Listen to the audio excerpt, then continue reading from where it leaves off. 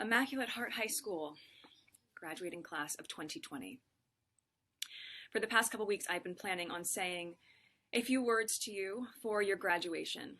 And as we've all seen over the last week, what is happening in our country and in our state and in our hometown of LA has been absolutely devastating. And I wasn't sure what I could say to you. I wanted to say the right thing, and I was really nervous that I wouldn't, or that it would get picked apart. And I realized the only wrong thing to say is to say nothing. Because George Floyd's life mattered, and Breonna Taylor's life mattered, and Philando Castile's life mattered, and Tamir Rice's life mattered. And so did so many other people whose names we know and whose names we do not know. Stephon Clark, his life mattered. And I was thinking about this moment when I was a sophomore in high school. I was 15, and as you know, sophomore year is the year that we do volunteer work, which is a prerequisite for graduating. And I remember my teacher at the time, one of my teachers, Miss Palia, said to me before I was leaving for a day of volunteering, "Always remember to put others' needs above your own fears."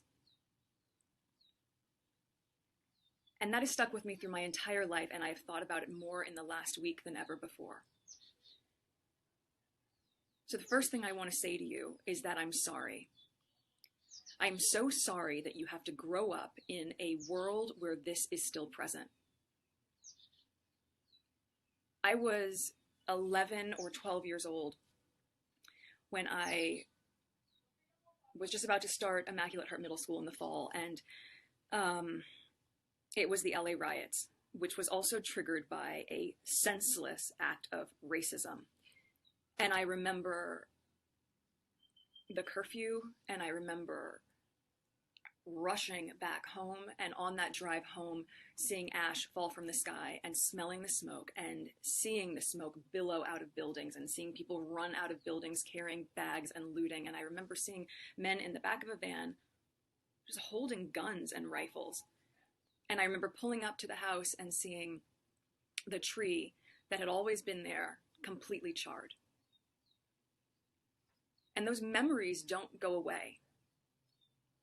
And I can't imagine that at 17 or 18 years old, which is how old you are now, that you would have to have a different version of that same type of experience. That's something that you should have an understanding of, but an understanding of as a history lesson, not as your reality. So I am sorry that in a way we have not gotten the world to the place that you deserve it to be.